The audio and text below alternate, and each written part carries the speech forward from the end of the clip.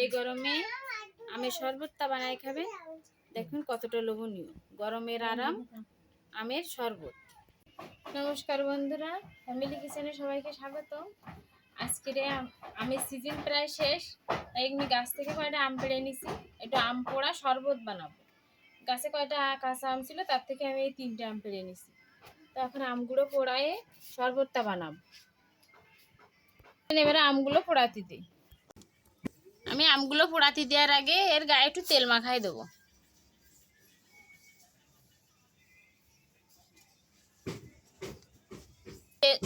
এ দেখেন তেল মাখানো শেষ, আমি এবারে সিকির পরে বসাই দেবো। এবার বাকি আমগুলো আমি তেল মাখাই সিকির পরে দিয়ে দেবো।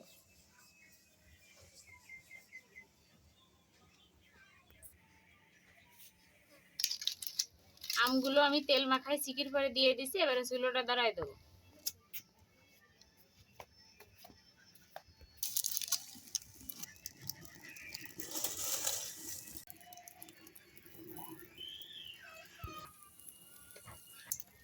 আমগুলোর ওই পাশটা কিছুটা সিদ্ধ হয়ে গেছে, তাই আমি আরেক পাশে উল্টো হয়ে দেবো।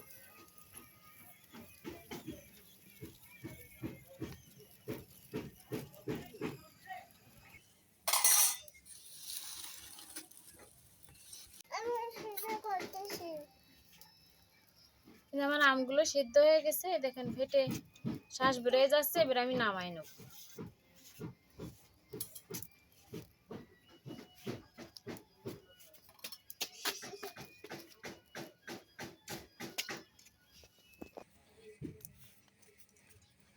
আমগুলো ঠান্ডা করার জন্য আমি জল দিয়ে দেবো। এই যেমন আমগুলো ঠান্ডা হয়ে গেছে, এবার আমি খোসাটা ছাড়াই নেবো।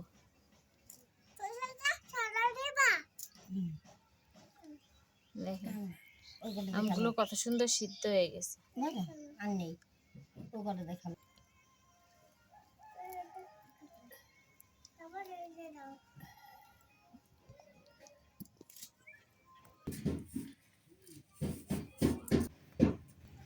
এই যে আমি আমগুলোর খোসা ছাড়াই নিছি, এবারে আমগুলো আমি চটকাই নেবো।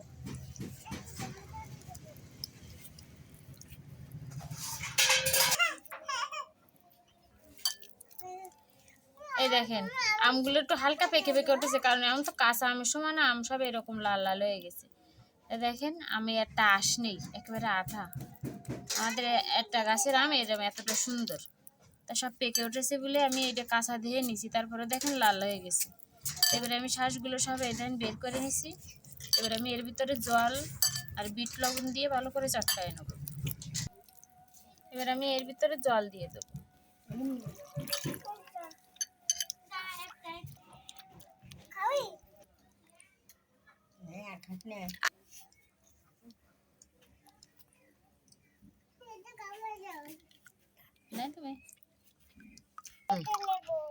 এই দেখেন আমার আমগুলো সব চটকানো হয়ে গেছে, দেখেন কতটা সুন্দর হয়েছে।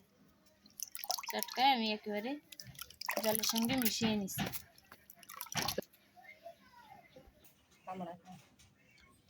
এবার আমি শরবতে চিনিটা দিয়ে দেবো। চিনিটা দিতে হবে পরিমাণ মতো। শরবতটা বেশি টক না, বেশি মিষ্টি না, টক টক মিষ্টি মিষ্টি। তা আমি এই জায়গায় 3 চামচ চিনি দিয়ে দেবো। এবার আমি দিয়ে দেবো বিট লবণ। শরবতে বিট লবণ দিতে হয়, তাহলে শরবতে ভালো একটা বিট লবণ একটা ঘ্রাণ আসে।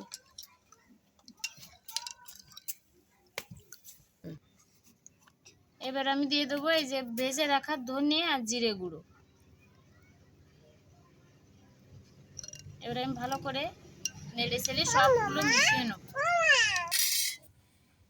এবার আমি শরবতে বরফ দিয়ে দেবো। এবার ভালো করে নেড়ে চেড়ে বরফগুলো গুলে নেব। এই দেখেন আমার শরবত রেডি। দেখতে কতটা সুন্দর হয়েছে, খেতেও খুব টেস্ট।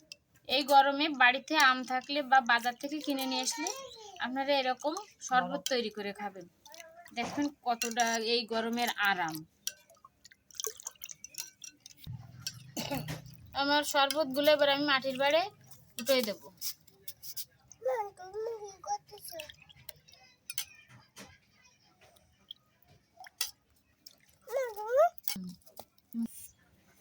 এর আমি গ্লাসে আমার শরবতগুলো দেওয়া হয়ে গেছে, আমি এক কান করে বরফ দিয়ে দেবো।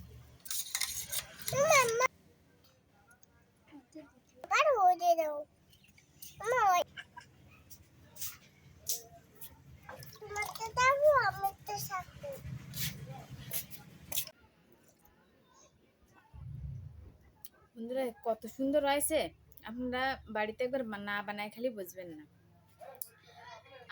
কাঁচা আম দিয়েও শরবত বানাই খালিও সুন্দর লাগে, কিন্তু আমরা পোড়ায় শরবতটা তৈরি করেছি, জম্মের সুন্দর হয়েছে।